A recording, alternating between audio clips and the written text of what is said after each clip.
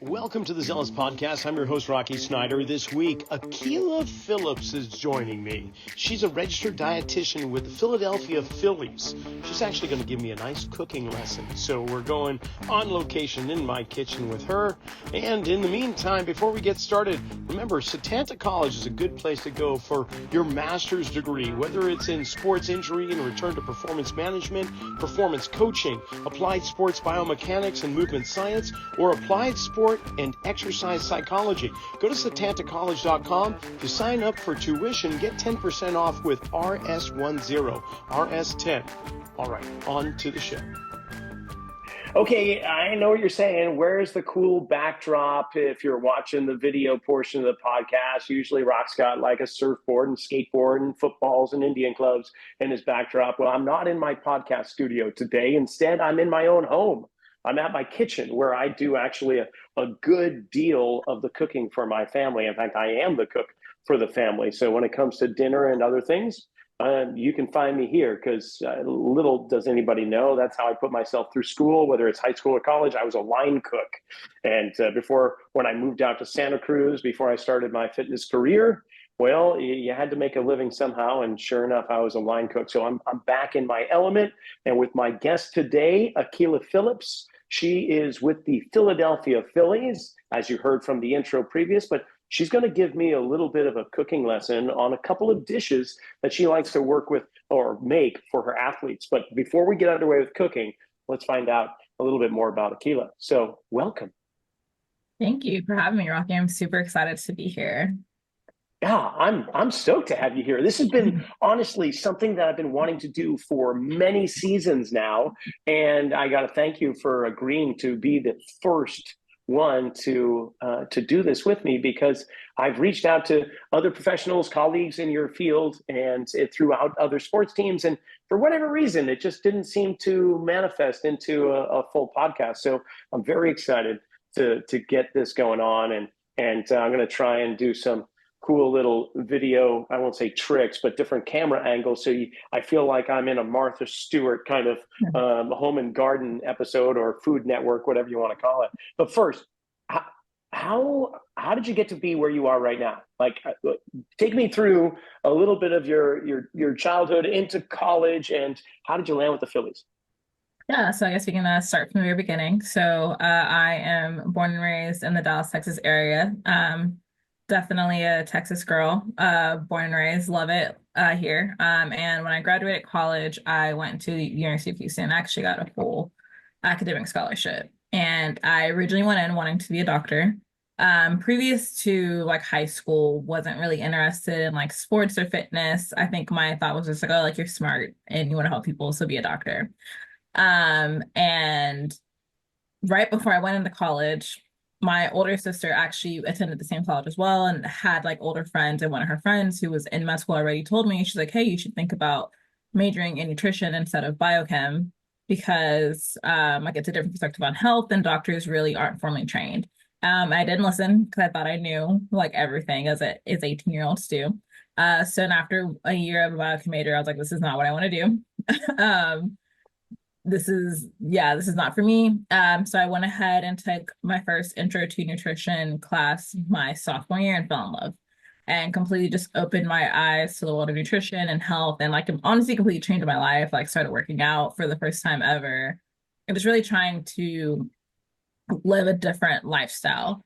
And through that, like as I kind of continued through college, I still went with the intention of being a doctor, but as I was kind of shadowing doctors and kind of seeing what American healthcare system was like, I realized that I wanted to take more of a proactive approach to helping people's health. And that's when I was like, nutrition could do that. But at that point, I really didn't know a lot of registered dietitians. And I remember my senior year, actually before I took a break to study abroad, I met a sports dietitian. And that just sounded like something that was like really cool. I was like, I've never heard of this before. Like, I don't even know like what that was like a thing you could do. So at that point, to be a kind of, let me segue, to become a dietitian, you have to do a special like certified program like at university. So not every single university has one. You have to do what's called an Ascend program. So once you end the program that I was doing for my major, I was doing like nutritional sciences. So it was a little bit different. So when I went and met with the director of our SN program, like found out what I would need to do if I wanted to become a dietitian. Figured out I was going to have to add about an extra year on to like my undergrad experience. But at that point, I just felt like such a passion for it that I went ahead and switched my last year of college to the Ascend program to become a dietitian. I started working at our athletics department at U of H and with our football team and just fell in love. Like knew for a fact that this is what I wanted to do for a career. So took that extra year, finished my Ascend program, graduated, took a gap year between graduating college and my master's because going into sports, I kind of knew that that was something that I was probably going to have, and also too because I spent my entire college career focusing on medicine. I really didn't have a lot of sports nutrition experience, so took a gap year. Where did you go? Did you travel anywhere? No, so at the time I was living in Houston. I was staying with my like elderly grandma, so I was kind of like helping to take care of her. So I kind of did that, and also too, again, kind of going on to the process to become a dietitian. So it's like you do a special like undergraduate program, then you have to apply to what's called a dietetic internship. And at the time when I was applying, by 2024, it was going to be required to have a master's before you can sit for your licensing exam. So at that time, like everyone was starting to do what's called a combined MSDI program. So you would get your master's and do your internship at the same time. So that was kind of the thought that I needed to do is, okay, you need to go ahead and take a year off to like one, be competitive, to apply to a dietetic internship and also find a master's program that you wanted to do. And then it was 2020, so COVID hit. So that also kind of put a little bit of a wrench in my plans. But went ahead and just decided to do a master's. So I applied to Texas Women's University in Denton. So moved back to Dallas with my my mom and my little brother. Started working at a eating disorder clinic because that's something you see in sports dietitian and sports nutrition a lot. So I felt like that was a really good experience to have. And I started my master's in sports nutrition and exercise science. So did that for the next 2 years. And through that process, just started interning at a lot of different like sports nutrition related sites. So I interned at Exos, was able to intern at TCU for when I got into my dietetic internship. And then after when I was at TCU, it's such a long story. When I was at TCU, I met their director at the time, who was a great woman, Brooke Helms. And after I finished my internship and finished my master's, I wasn't working in sports yet. And then I get a call from her one day saying that she was going to OU, University of Oklahoma. And if I wanted a position, it was mine. So quit my job, my full-time job, to take a GA-ship, even though I already had a master's. Did that for a couple of months. And then once I passed my licensing exam, I applied with the Phillies and here we are. Wow. Yeah. That's an impressive path. That's great. Okay, so right off the bat, I've got a whole bunch of questions for you. Yeah. You just gave me a tremendous amount of content there. So first of all, like when it comes to sports nutrition, what were the big light bulb moments for you in this journey of education? Like what stands out, or when you're looking at sports nutrition from a general common perspective, what are the things that aren't lining up that could be improved upon? So I guess I'll start with what kind of interested me in sports nutrition. So I kind of alluded to this earlier, but growing up was not really into sports, like didn't really care. I've always been kind of like a bookworm. And I didn't really have a very like my mom was very like, we always kind of joke about it. She's very girly. So even when I played like sports as a kid, like it just wasn't really her thing. She didn't really care about it. And I was like, well, she doesn't care about it, I don't care. And then all throughout high school, I just focused on school.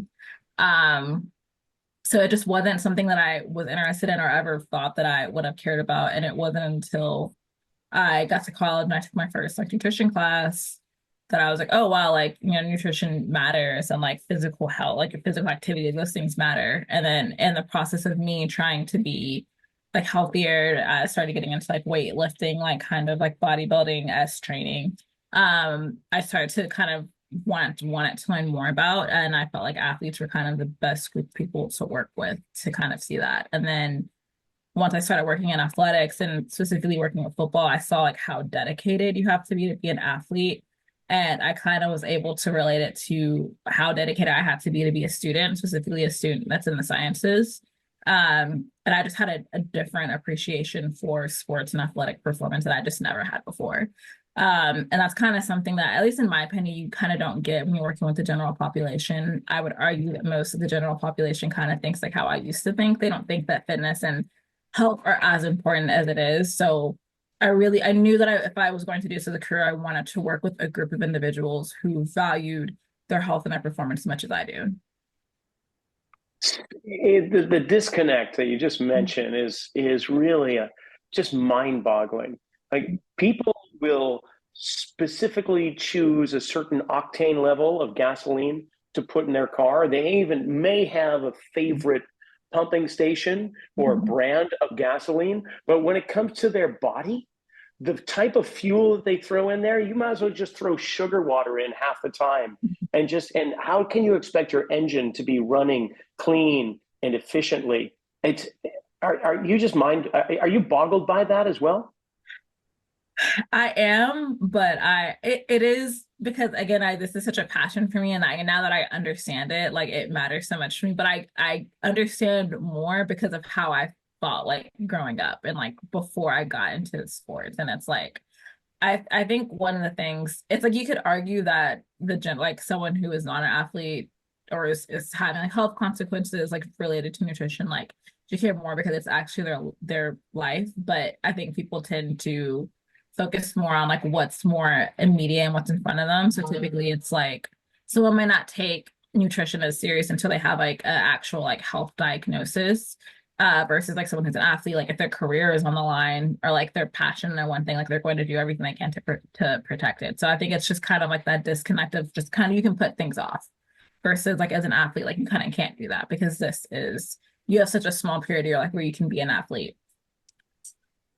Got it. Got it. Yeah. I'm sure, obviously, and we don't have to get deep into like food addictions and allergies, but I'm sure there's a biochemistry behind that too, in regards to why people choose the food that they do.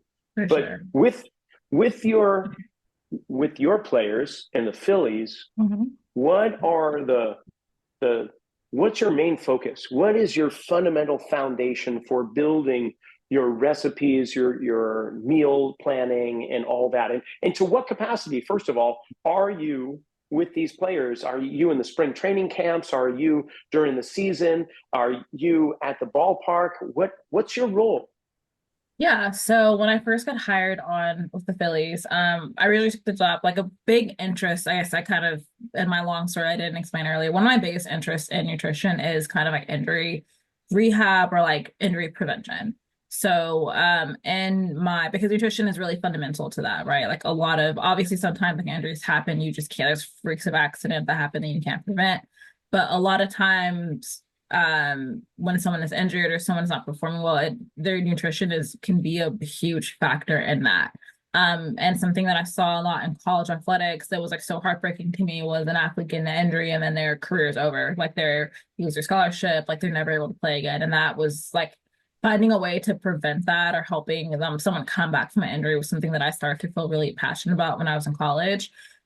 So years later, when I interviewed with the Phillies, that's what I told them. I was like, my interest specifically in nutrition is I want to work with either like rehab athletes or I want to work with younger athletes to help them kind of like build up habits and like just give them a really solid like foundation on their nutrition. So with that, my first year, I'm going into my second year with the Phillies. My first year, I worked with our rehab group that's based out of Clearwater, Florida, because that's where our minor league headquarters are. And I worked with our Dominican Academy. And those are, if you know anything about baseball, when you sign, you can either sign as an international player at 16. So most of our players out of Latin America are signed at like 16 years old. Think about what you knew as a 16-year-old. Forget about it. Yeah, exactly. So there's a huge foundation or a huge area there of just helping these players develop and like teaching them things. And that's something that was really passionate to me.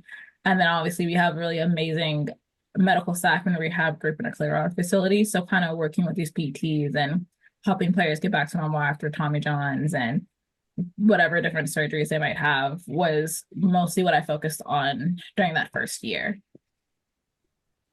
Very cool. Mhm. Okay. You mentioned like rehab, and I'm thinking, okay, right away in terms of dietary kind of encouragement there, I'm thinking collagen, somehow incorporating collagen into their diet for help of repair of soft tissue. Um, Somehow getting calcium, magnesium into their diet as well, potentially for skeletal health and repair. And then there's also the antioxidants, blueberries. Am I on the right track, or am I Yeah, yeah. completely out there? No, definitely. You're definitely naming a lot of great things and things we talk about with our athletes. The biggest thing that I think that athletes kind of struggle with at all levels is simply just kind of eating enough. And then we're gonna go with like eating and focusing on the best like foods for them. So I think something that like a common misconception after someone has surgery or when someone kind of gets shut down from activity, because their body is repairing and they feel like they either need to stop eating or they don't do any physical activity at all. So the biggest thing is making sure they're getting enough calories because when your body is trying to heal itself, like that's what calories are. That's what food is. Like food is, you said it earlier, food is fuel. So making sure your body has enough calories just to be able to repair itself is step number one. And then, so again, not either dramatically reducing your calories because you feel like you're scared that you're going to gain weight, or not sitting home and doing nothing at all. So, and being sad. So you're just eating like junk food all day. Those are kind of the two scenarios that I tend to see. And then also too, yeah, making sure they're eating plenty of like anti-inflammatory, like high protein foods. Because the biggest thing when someone has an injury is that you want to protect their muscle mass.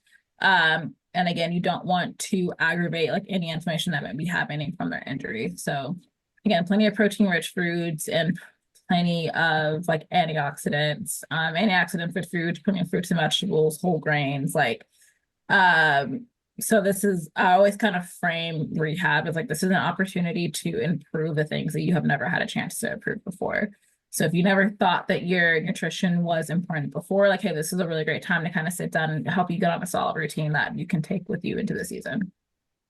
Well, I can see them being, I would say, readily bought into your plan because you're dealing with these players that are looking to improve their game by a matter of a fraction of an inch to be some of the greatest players in their sport. It's not like there's a tremendous room for improvement. They're just fine tuning it. So any little thing that comes their way that could up their game and enhance their performance that is legit, why would they not go with it? And nutrition is just key for that. So quick side note there, you mentioned anti-inflammatories. I'm thinking turmeric. What other anti-inflammatory ingredients would you tend to throw into somebody's diet?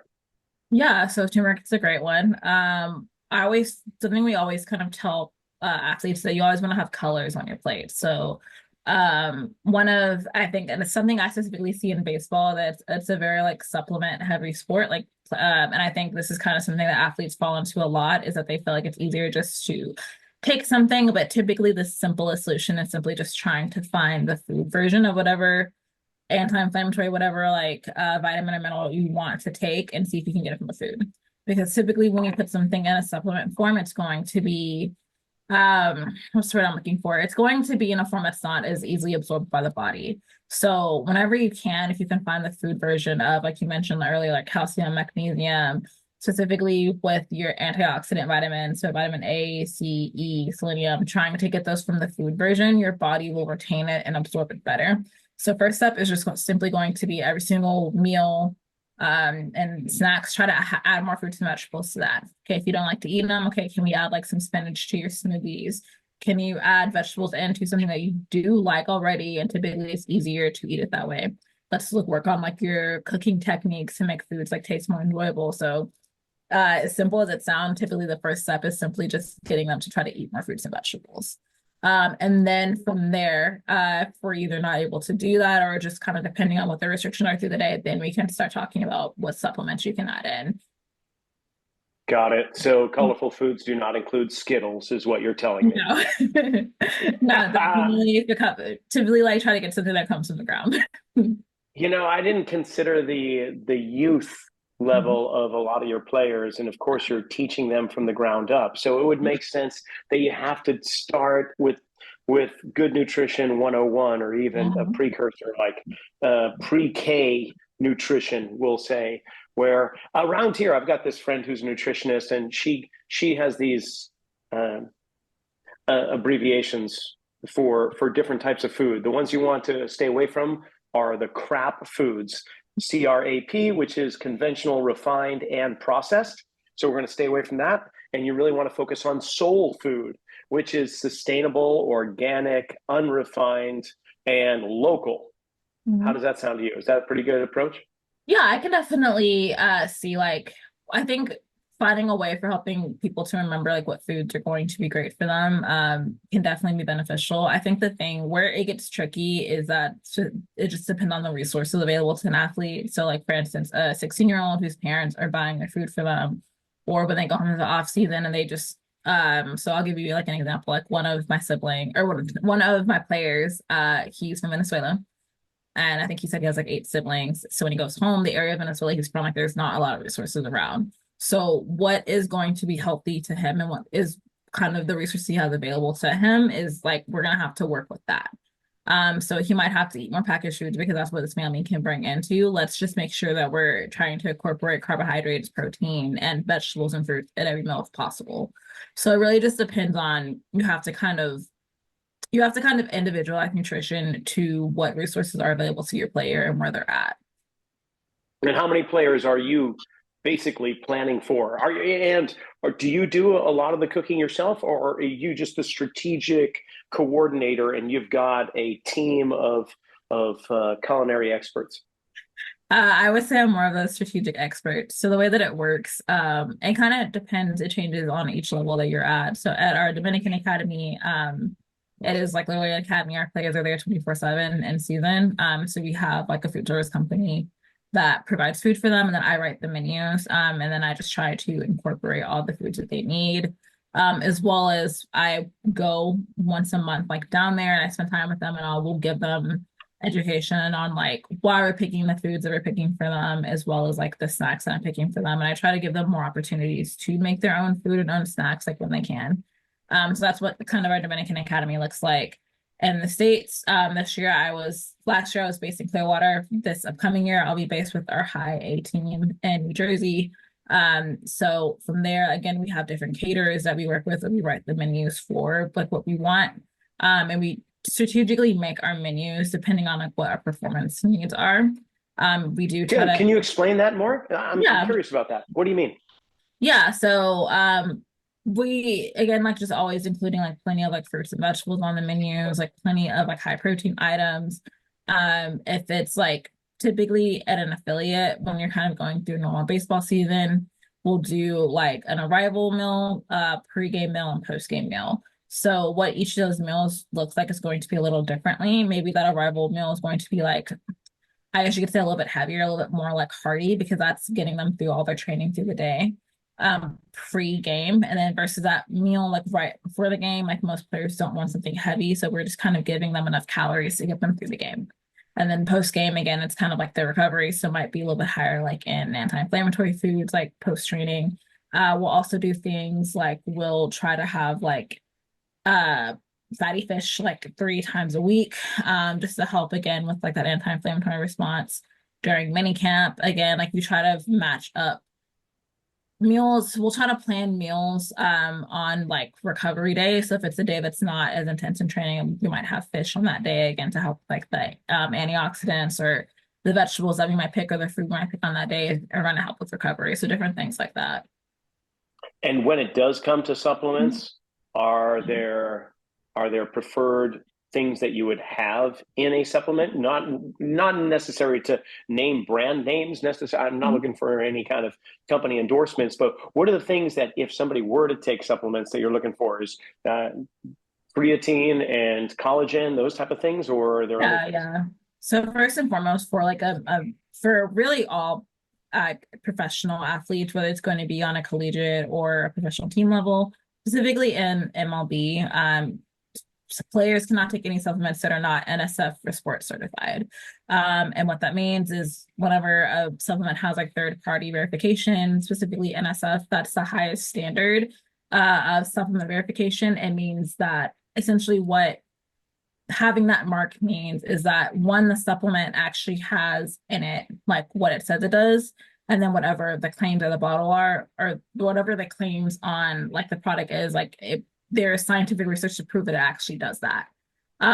Something that's really the reason why most dietitians, we kind of hesitate away from just using a lot of supplements is because a lot of supplement companies are not honest about what's actually in their product. You definitely can get cases of like cross-contamination. So typically when you see like players like, I don't know, popping positive on a drug test, it's because they probably take a supplement that wasn't certified. And maybe there was some banned ingredient in there that it shouldn't have been. And also too, or sometimes just some of the companies just don't do like what they say. Like, so for example, like testosterone boosters, like there are no actual testosterone boosters at work. So when I'm recommending a supplement to a player, it has to be NSF certified because that means it's actually going to have a chance of helping them. And obviously too, we're gonna look at can we get it from a food first, but supplements that we always offer for guys and I think would be really beneficial for every athlete are definitely things like creatine, collagen, things like beta alanine, doing like nitric oxide, supplementation can be really beneficial as well. Electrolytes obviously are necessary, especially for our Florida-based and Dominican Academy-based players. Really everywhere, like hydration is important. But things like that, like those are kind of like the fundamentals that we start with. Yeah, just being a small business owner with a training facility, I get approached usually through email, but also in person from companies that have supplements, whether it's vitamin supplementation, performance supplements. It just, the list keeps going on. I can only imagine how inundated your inbox and do you just get solicitations from all these different companies? How tiring is that? I think it was worse when I was in the college setting, but again, because Really? yeah, but well, yeah, I think it was worse in a college setting, but again, like because I working at like some powerhouse schools like OU and TCU, like whenever you're dealing with NCAA regulations are a little different than MLB, like or pro sport regulations for what you can provide supplement wise. We do get offers, but again, for MLB, like we literally cannot offer anything that's not NSF for sports certified. So that kind of helps cut down on it a little bit. But yeah, yeah, we definitely get quite a bit of offers for like supplements to offer guys. And if it's something that we feel like might be beneficial, then we'll do a trial run. But also too, a lot of things we look at is like kind of price versus like is it really worth it, right? Because anything that we're going to be providing to guys is something that they might want to buy and purchase for themselves in like the off season. So it's like, is this really something you need to supplement? Like that's really worth it for the cost? Or again, can you get this cheaper from the food? Got it. Okay. On a personal side note, I've been to Norman, Oklahoma. I've been to the university there, and you went from Houston, Gulf Coast, beautiful, warm air, to Norman, Oklahoma.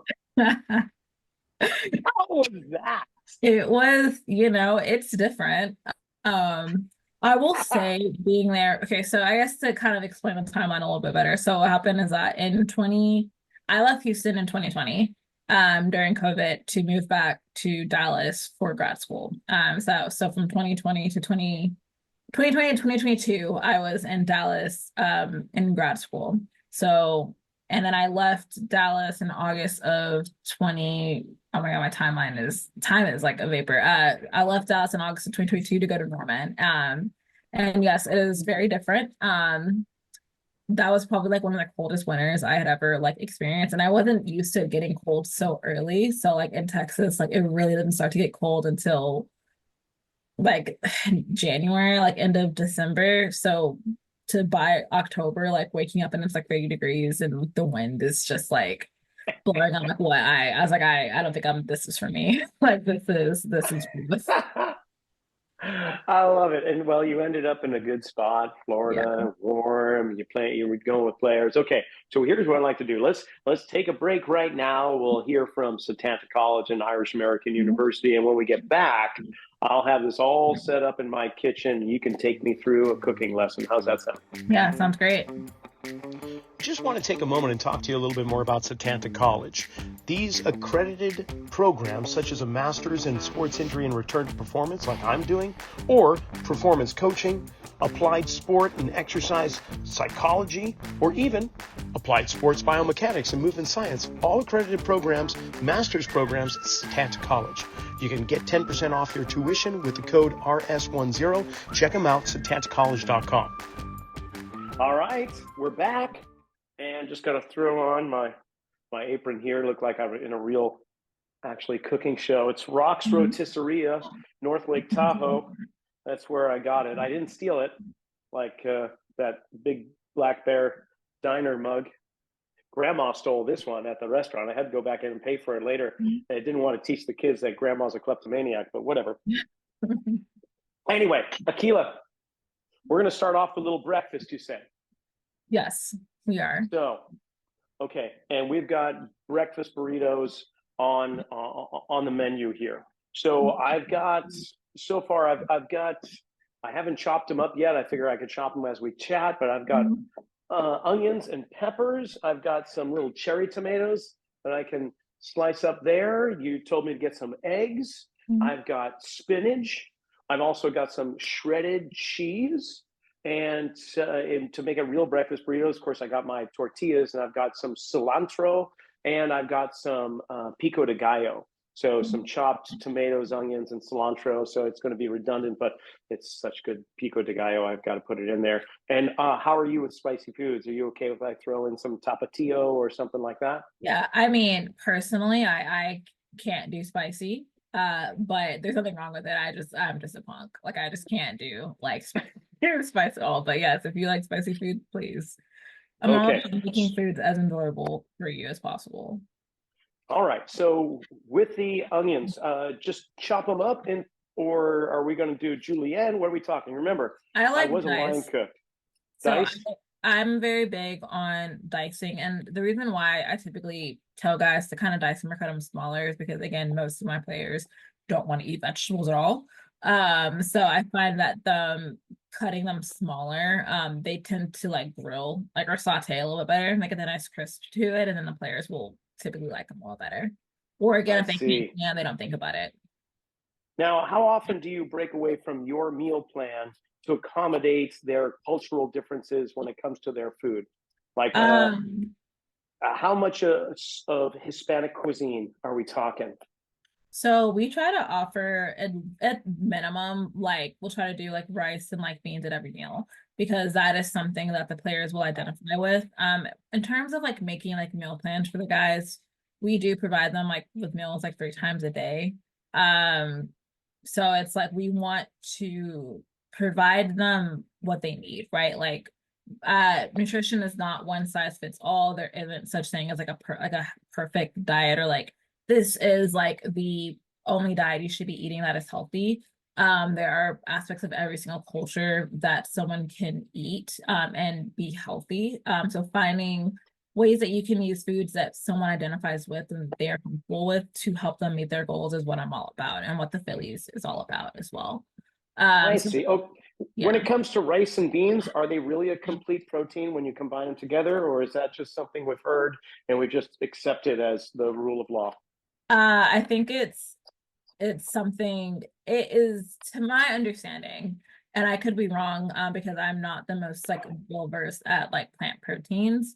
To my understanding, I think when you put rice and like beans, or like rice and beans together, like you have more amino acids than you would if they're apart. But I'm honestly not 100% sure if together like that makes a complete protein.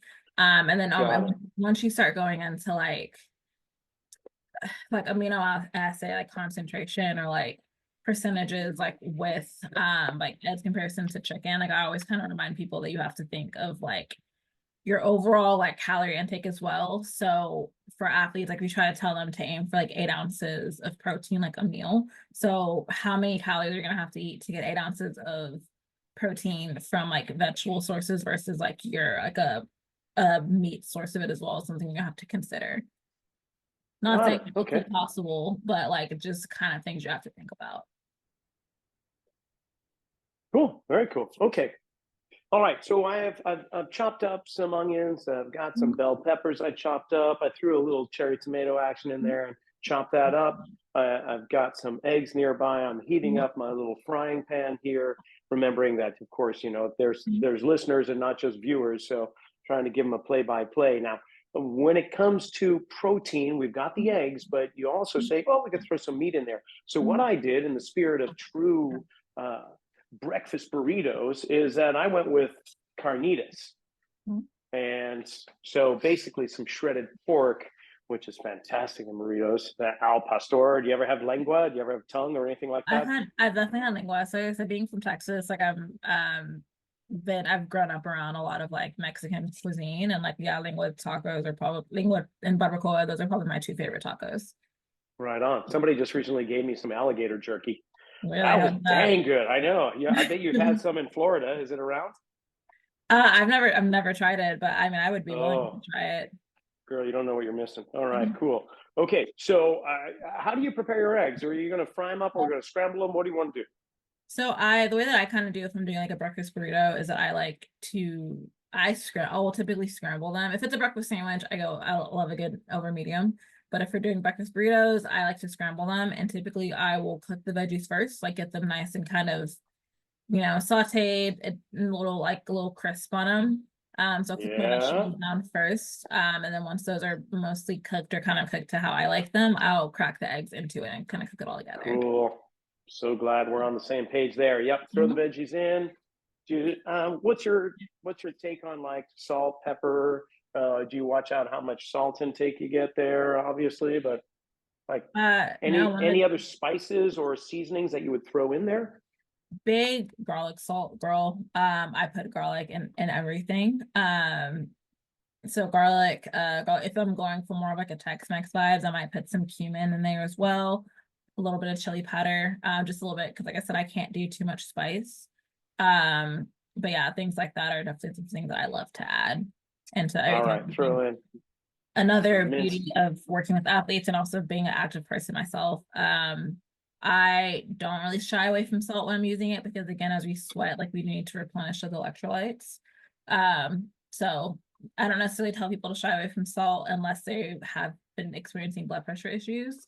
And even with that, like I try to always focus on what we can add instead of what we have to take away. People tend to respond a little bit better with nutrition when you do it that way. Oh, that's an interesting perspective. I like that. Yeah.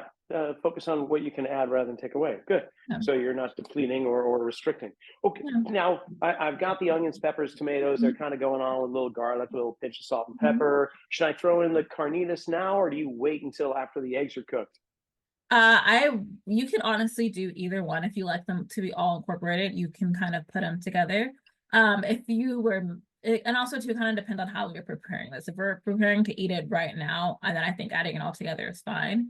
But if we were maybe meal prepping this, then maybe keeping all these elements separate and then kind of putting them together the day of might be a little bit more beneficial. Got you. Okay. Well, that's a good thought too. So basically I could have a whole bunch of containers in my refrigerator, and each morning that's when I'm going to assemble my breakfast rather than have them all wrapped up and thrown in the freezer or something like that. Yeah, either one is fine. Again, athletes tend to have like super busy schedules. This is something I did a lot with my athletes when they were in college, is that they would batch cook everything on Sunday, put it in the fridge, and then they're ready to go. So both of these recipes we're going to be making today are ones that you can make on one day and either put it together the day of or just kind of have them ready to go. Okay, so I'm just going to add some eggs now. And we'll get this all cooked up. Oh yeah, the family's going to love this. Yes. I would show off and crack the egg in one hand, but that'd be showing off. I don't want to do that. I mean, I'm down to watch you show off. I would love to. Okay, I'm just going to scramble them up, get that going there. And while I do that, I'm just going to chop up a little cilantro, and I'll get the tortillas heated up. even the dogs are liking it. They're coming in from the other room after their nap. There we go. All right, we'll just put that tortilla there for now. Got Another some thing you can do, cilantro. another thing Yeah, too, please. depending on how you like your tortilla, I like mine to be a little toasted. So sometimes I'll cook them in the oven. Like I'll kind of spray them with some olive oil spray. And I'll either cook them on the skillet or in the oven just so they get like a nice like toast to them, and then I'll kind of eat them that way. That Nice. being said, that kind of works a little bit better when you're cooking it like day of. Like if you were kind of meal prepping it, that might make the tortillas a little soggy. Good point. Good point. Okay, so we're just going to throw this in my little convection oven here real briefly for a minute. There we go. All right. Beautiful. So, like, we've got Mondo burritos out here, a little bit bigger than the average. If you go down to Baja on a surf trip, which I often do, the burritos down there are just really, really small compared to here because we stuff as much in there, whether it's rice and beans, you throw in all this. Do you throw in rice and beans in your breakfast burritos? Yeah, that rice and beans, or sometimes we do potatoes. I also am really big on if it's like a weekend guy, like always adding in the source of like healthy fat to all your meals. So putting in like some fresh avocado is also something that we'll do as well. Again, I think whatever with nutrition, like I know we kind of talked about separately, like what are your goals? So we've kind of made this ingredients to like kind of what would be like best for you, but you can really, really individualizing nutrition to fit the individual is something that is really helpful in helping someone achieve their goals. Fantastic. So just to back up for a second, you put in a higher fat content for weight gain programs. Yes, typically we try to add in like it's just because typically what people struggle with the most if they're struggling with gaining weight is like the volume that they have to eat. So again, trying to add in sources of healthy fats that are going to be higher in omega-3s are not going to help hurt them, and it will help them reach their calorie like their calorie goal. Got it. Okay. All right. Here we go. We got my eggs, my carnitas, my peppers, onions with some tomatoes. I'll make this one for my son Jack. So he doesn't like spicy either. I'm just going to throw on a little bit of cilantro. Get a little plate here. I don't have any fancy garnish. I would say this is a great time to add in your cheese so it can start melting. And then you're good to go. Oh, cheese. Yes. Dang, thanks. Don't forget the cheese. Yeah. Wow, I forgot. Okay, got to get some cheese in here. Good point. Throw the cheese in right on top. Awesome. So how I fold burritos is from the side, both sides, and then I take the top and roll it right on, kind of claw it back with my hands, roll it right there. And then we you are an expert. That's a beautifully wrapped burrito. Thank you very much. I really appreciate that. All right. Well, he'll be enjoying that. Okay, so breakfast, we're just going to put this off to the side. Now we're going to get into something else for either lunch or dinner. When do you normally do like your rice bowls? Yeah, so this could work for either lunch or dinner. I think typically most players, they're typically on their own like for dinner, just depending on when they're training in the day. So this can work for either or. Okay, very cool. All right. And the snacks in between the major meals, is it just something that you have at hand for everybody? Okay, so basically 3 big meals a day with a couple snacks in between and a lot of hydration. Make sure they got a lot of electrolytes in there. Got it. So again, it kind of just depends on what the player's goal are. If it's a weight gain guy, specifically if it's like a younger weight gain guy, so like someone that we're looking to try to put like 30 to 40 pounds on, because that is something that I've had to do like in a season. I tell them to aim for eating something like every 2 hours, and specifically like really focusing on like protein sources. So like protein and carbohydrates, you need both of those things together to help with muscle gain. So like every 2 hours. So for example, if you eat breakfast at 8 o'clock, you want to eat again by 10, eating again by 12 too, for like kind of setting reminders for yourself is something that people tend to be really helpful in helping guys gain weight. If it's someone that's maybe looking to like maintain weight, or we're just looking to support performance through the day, you might aim for a goal of every 3 to 4 hours. And how easy is that for these players to maintain such a schedule? What kind of tools or tricks of the trade have you found that that that allow them to be successful with that? Because that is a heck of a lot of food. Yeah, it definitely can be challenging. So as a dietitian, that's one of the most important things that we do is we think about how to make food more accessible to these guys. So in every opportunity, everywhere that I can, I want to make sure that these guys have easy access to food that they can grab. So whether that be like at our Florida complex, like we have an entire filling station that has like snacks, like carbohydrate. We'll label our snacks if it's carbohydrate rich, if it's protein rich, if it's like a source of healthy fat, if it's anti-inflammatory, like we will label these things for them so that they know like what to grab and when. We also make sure that we have like plenty of ingredients for them to make their own shakes. So again, that's something that they can customize. And then we will provide 3 meals a day to them as well. So different things like that. And it's a lot of education with the players, like, hey, these are all of the resources we have available through like for you through the day, and this is how you use them depending on what your goals are. Right on. Okay, so bringing the listening audience up to speed, we just made ourselves a nice breakfast burrito with carnitas and peppers and onions, tomatoes. We got some cheese in there, a little bit of salsa and cilantro. I do have a garnish. I'm just going to put a lime wedge right there.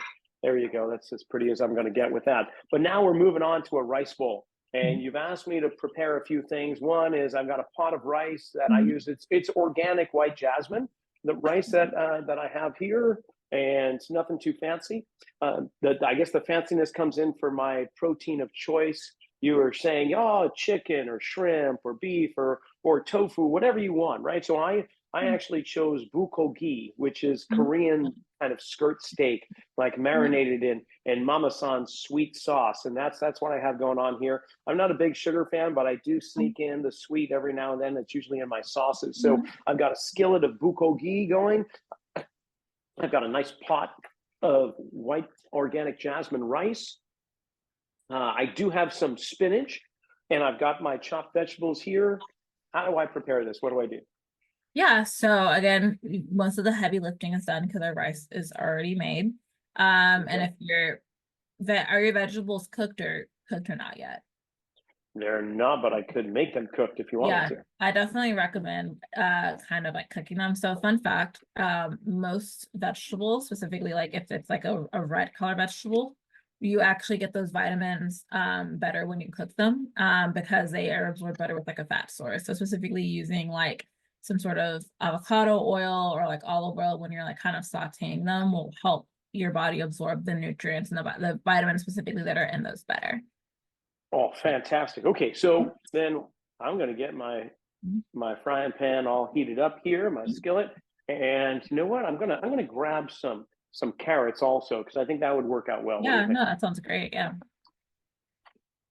Okay. So as many, like again, what I was kind of mentioning earlier, as many colors as you can include into your meals, like the better.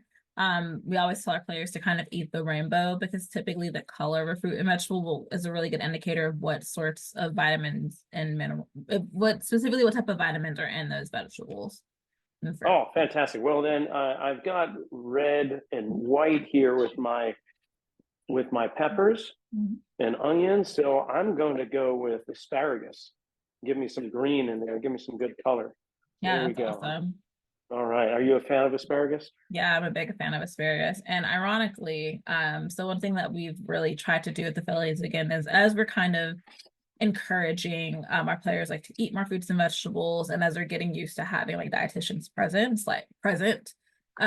we always include them like at every single meal. And like asparagus is ironically like, which we weren't expecting, is one of the few vegetables that our players will eat.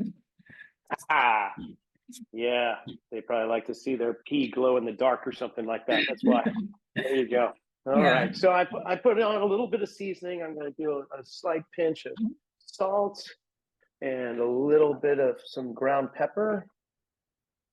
There we go. The bulgogi is heating up nicely. I've got the rice going, and we're just going to let these vegetables go up a little bit more. Well, that was good. I'm glad you mentioned that. Cooking, it starts the breakdown process by cooking our food. I mean, that's probably why we're even here in terms of evolution to begin with, is the advent of fire and cooking our food. We didn't have to spend so much time rooting through the forest in hopes of getting what we needed, because the food broke down faster and we could spend more time doing other stuff like building cities. So cool. Not to get into anthropology too much, but it's kind of cool when you look at things like that. So I've got the veggies going right now, and I've got the bulgogi, I've got the rice. The one thing I didn't put in there is the spinach. Now, I don't know about you, but I save spinach until the end because it breaks down so darn fast. Do you do the same thing? Yeah, I think that's a great way to do it. Especially to again, like if some people really struggle with like the texture of vegetables. So if they're like, again, like with peppers, if they have a little more of like a crisp on them, I tend to like them better. And because spinach has such a high water content, it can kind of disrupt that kind of like that process. So putting in spinach at the end might kind of prevent that. Wow, really good call. I didn't actually think of that aspect. So that's cool. Yeah, we're very fortunate here where I live on the central coast of California in Santa Cruz County, where we're right on the edge of what we call the salad bowl, San Joaquin Valley. Some of the most of the produce that is sold in this country comes from here. So we've got farmers market. It's like you would not believe. I think there's only one day out of the week where we don't have a farmers market. What about your region where you are right now? Do you go to the farmers markets? Um, so in Florida, like I think there's definitely you can get pretty great fruit. And it's also one of the things that I love about working in having an academy in the Dominican Republic. Like the fruit there is unreal. Like I have never had such like juicy like mangoes and dragon fruit, like, or like passion fruit, like fruits like those. And that's another thing too that's another point that I use as like a kind of a cultural lesson with my guys, like just kind of teaching them like, hey, like you have access to these foods that I honestly don't even have access to in the state that are super high in nutrients that you can add into your diet. Or like finding like what vegetables are like local to the area. So for instance, in the Dominican Republic, they eat something called tayota, which is like a squash. So that's something that I've started to include on the menu more because that's a local vegetable that the guys are familiar with. And then the more you can buy local, like the higher the nutrient content of the fruit and vegetable will be. Yeah, I've been playing around with jackfruit lately. I had no idea. My wife's kind of like, I'm kind of over meat these days. Can we do something different, little plant-based stuff? So I'm like, cool. So I started doing jackfruit, and you can have it almost be like pulled pork. So I did some street tacos with her. Instead of carnitas, I just put the a little bit of sauce in, just some healthy sauce with the jackfruit, and it turned out she was blown away that it was actually jackfruit. Okay, I'm good. I've got my vegetables all sauteed up. They're kind of crispy brown with the little caramelization on the onions and a little bit with the peppers. I've got my pot of rice. So you generally do a little bit of a scoop of rice in the bottom of the bowl. Yeah, so I will start with rice first, and again, serving size again kind of depend on what the player's goal is. A really easy way I find to visualize with players that we use what's called the athlete plate. So obviously we're putting this in a bowl, so it's a little bit different. But if it was like a plate, I always tell people to visualize their plate like a circle. And if it's a heavy training day, or if you're someone that is like trying to like gain weight, I always tell them to make like half of your plate carbohydrate food. So half of your plate like rice, the beans, pasta, potatoes, like whatever carbohydrate we're serving that day. And then your other half, you would do like a fourth of your protein and then a fourth like color. So that's a way to kind of visualize it. In this case, I think if we do like a scoop and a half, that's probably enough for what your goals that we discussed were. I am loving you right now. I am just seeing some great food coming out of my kitchen. Okay, I'm just going to put after I got the rice in my bowl, should I put in my sauteed vegetables and top it with the meat? Do you have any preference? It really doesn't matter, but I like meat. I typically do like carb, like your rice at the bottom, and then I do the meat because your meat is going to have that sauce on it, so it'll soak into the rice really well. Ooh, gosh, you give me such great insight in this. Okay, so here comes the bulgogi. I got to tell you, this is some of the most tender meat that's around. Okay, there we go. There we go. Okay, and then I'm going to throw in my vegetables on top of there. Perfect. And if you want to top it with like some more sauce, that's also something you can do. If you Sauce, like, okay. I love a good, like, again, we talked earlier, I like over medium eggs. So if you have time, if you have the time one day, you want to put an over medium egg on top of it and like crack the yolk. That's another thing you can do. It's like your sister from another mister. I love bibimbap. Are you familiar with the dish Yes, bibimbap? I am. Korean, it's like in Korea when there's leftovers in the fridge, Mama Mhm. San puts it in a pan, cooks it up, and throws an egg on top. And so we've got some gochujang sauce here that we can put on there for a little warming spice. I like a fried egg on top of there. I might even throw in some chopped lettuce or some greens on top without cooking them and have it almost like the heat create the cooking process. I do like cilantro. I can't get away from it. And I did have a wedge of lime, so I'm going to sprinkle on a little bit of lime juice on top of that. And there we go. Yeah, it's absolutely beautiful. Very much Oh dietitian my approved. gosh. Look at you. I'm approved by a registered dietitian. I think I'm choking up because that's probably the first time that's ever been mentioned in my world. But Akilah, this has been fantastic. I can't thank you enough for giving me this cooking lesson. I'm loving the ideas and the fact that I can prep the foods in containers and then put them together. There's a saying up in New England that light dawns on Marblehead, and Marblehead's a town on the coast there. And well, this is a Marblehead of mine, and finally you've shed some light onto mine. And I've always just been putting it all together and then throwing it and into one container, but now I've got a different approach. If people want to, I'm sure you're coming up with like cookbooks and recipes online and all that. You've probably got a whole bunch, but if we want to follow you, say on social media, where can we go? Do you do any of that? So right now, I don't have like a professional Instagram built out. That is something I'm planning in the future. But you definitely can find me on LinkedIn. Just Akilah Phillips, Philadelphia Phillies. And I usually do accept like most people's requests. Any social media accounts or like plans that I have in the future, like I will be announcing there. Right on. Wow. Again, thank you so much for putting some time aside and giving me a little insight as to how you're fueling some of the major athletes in the sport of baseball. And I wish you well. And maybe we can have you come back on somewhere in the later dates, maybe near the end of the season or something, and give me another cooking lesson if that's cool. Yeah, I would love that. Like I said, right now we are preparing for spring training. So I will be driving from Texas to Florida on Thursday. But yes, 100% after the season's over, I would love to come back and just kind of talk about like baseball and kind of what we do. And that's a wrap for this episode of the Zealous Podcast. Thank you, Akilah and the Phillies organization for allowing this cooking class to happen. I'm just going to sit back with my little breakfast burrito and heat up my rice bowl for lunch. And meanwhile, get yourself to the kitchen and try these recipes out. We'll see you next week.